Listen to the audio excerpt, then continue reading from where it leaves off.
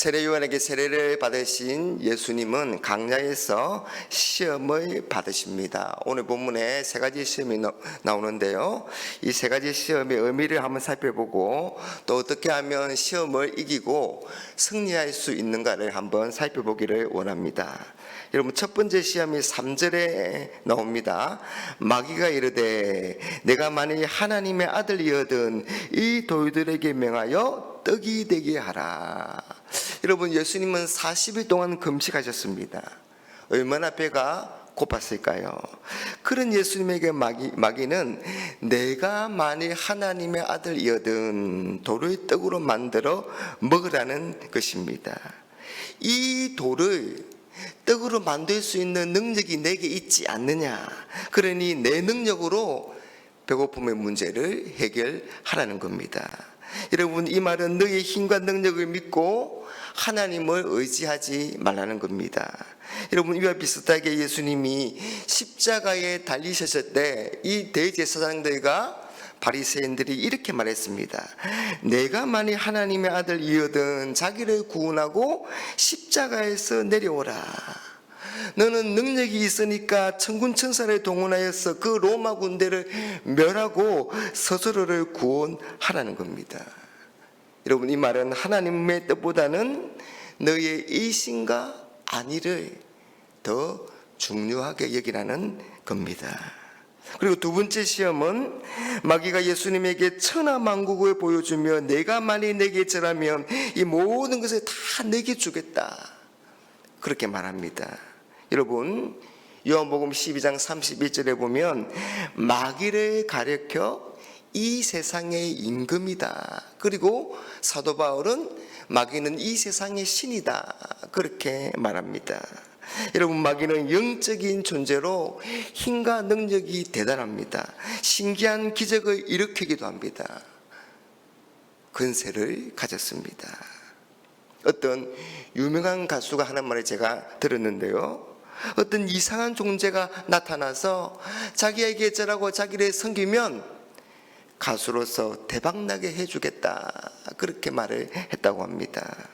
여러분, 만약 암으로 투병하시는 분에게 마귀가 꿈에 나타나서 내가 나한테 절하고 나를 섬기면 이 암을 고쳐주겠다, 그렇게 말하면 여러분은 어떻게 하시겠습니까? 일단 암을 고치고 나서 다시 하나님을 믿으면 되지 않을까, 그렇게 생각할 수도 있지 않겠습니까? 여러분, 마귀는 우리에게 이 세상을 바라보라고 말합니다. 이 세상과 이 땅의 부귀와 근세와 영광이 전부라고 우리를 속삭이며 우리에게 거짓말합니다. 마지막 세 번째 시험은 내가 만일 하나님의 아들이거든 성전에서 뛰어내리라. 그러면 성경의 예언대로 천사들이 받들어서 내 발이 돌에 부딪히지 않게 하리라, 그렇게 말합니다. 여러분, 마귀는 우리에게 하나님의 말씀을 검증해 보라, 그렇게 말하는 것 같습니다. 그리고 그게 믿음의 태도인 것처럼 우리를 속입니다. 자기의 상황과 형편의 기준으로 하나님을 판단하거나 하나님을 의심하게 하고 하나님의 응답의 질에 짐작하고 기대하는 것을 믿음이라고 속이는 것입니다. 그러나 이건 믿음이 아니라 하나님을 시험하는 일이 되는 겁니다. 여러분, 이런 세 가지 시험에 대해서 예수님이 어떻게 하셨나요? 어떻게 마귀의 시험을 이기고 승리하셨나요? 먼저는 우리의 생각을 지켜야 합니다. 여러분, 예수님이 마귀의 시험에서 승리하신 비결은 생각 속에 은밀하게 들려주는 그 마귀의 속삭임에 대항하여서 생각을 지키신 것입니다. 하나님을 의지하지 말고 너의 능력으로 살아. 이 세상을 바라봐. 세상의 근세와 부귀와 영광이 전부야. 그리고 하나님의 말씀을 시험해봐. 마귀는 우리에게 하나님의 뜻이 아니라 하나님의 길이 아니라 좀 더 쉽고 편안한 길을 가라고 속삭입니다. 이런 것에 대해서 예수님은 하나님의 뜻에 예수님의 생각을 굴복시키며 예수님의 마음을 복종시키십니다. 그래서 마귀와 맞서서 승리하신 것입니다. 여러분, 우리는 우리의 생각을 흘러가는 대로 두지 말고 적극적으로 생각을 선택하고 다스려야 합니다. 어떻게 해요? 바울은 우리에게 좋은 생각으로, 선한 생각으로 우리의 생각을 채우라, 그렇게 권면합니다.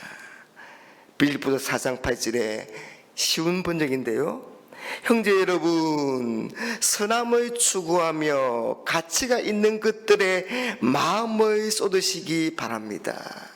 참되고 고상하고 옳고 순결하며 아름답고 존경할 만한 것들을 생각하십시오. 여러분, 우리가 마땅히 생각해야 할 것들을 우리가 생각하고 그 생각들로 우리의 마음을 지키게 된다면 우리는 시험에서 승리하게 될 것입니다.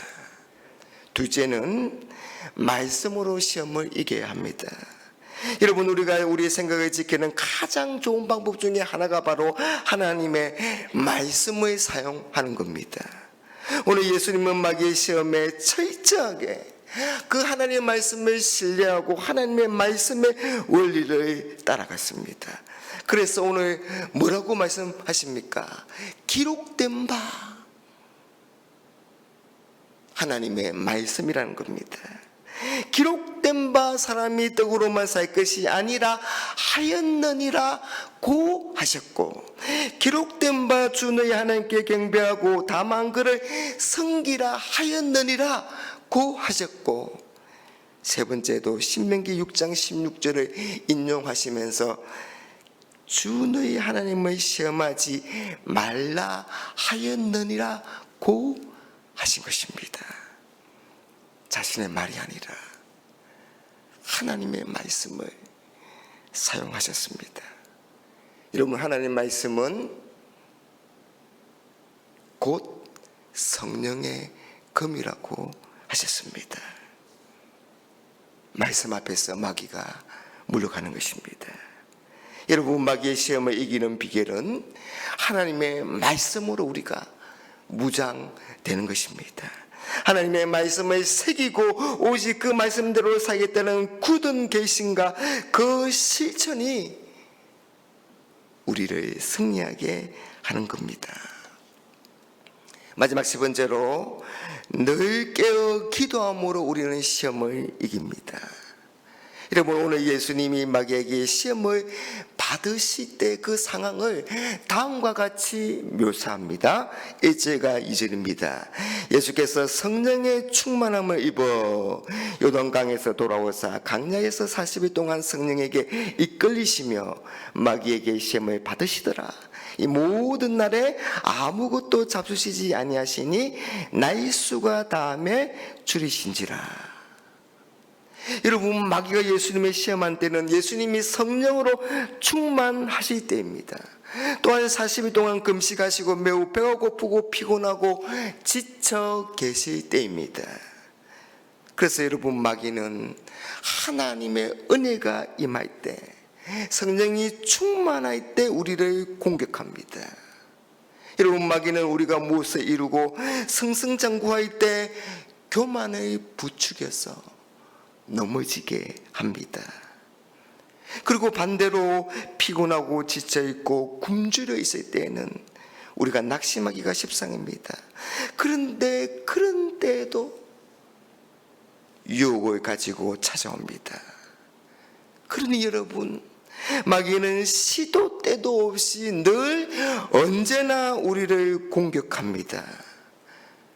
여러분, 그래서 성경은 우리에게 뭐라고 말하고 있습니까? 항상 기도하고 항상 깨어 있으라, 그렇게 말씀하시는 겁니다. 언제나 영적 긴장감을 가지고 살아라고 우리에게 말씀합니다. 저희 동기 목사님 중에 한 분은 휴가 기간에도 늘 새벽 기도를 빠뜨리지 않는 분이 있습니다. 휴가니까 좀 쉬어도 될 법도 한데 어디를 가든지 새벽에 가까운 교회를 나갑니다. 그래서 형님, 쉴 때는 좀 쉬십시오. 그렇게 말하면 아니야. 늘 기도하고 깨어있지 아니하면 언제 어떻게 넘어질지 몰라. 그러니 이게 나를 지키는 거야. 그러는 겁니다. 여러분, 우리의 대적마귀가 우는 사자와 같이 두루다니며 산기자를 찾고 있다. 성경은 그렇게 말하고 있습니다. 그러니 우리는 언제 어디서나 어떤 상황에서든지 영적 긴장감을 가지고 항상 기도하며 깨어 있어야 하는 겁니다. 사랑하는 여러분, 오늘 시험을 이기는 세 가지 비결, 우리의 생각을 지키고 하나님의 말씀으로 무장하고 항상 영적 긴장감을 가지고 깨어서 기도하심으로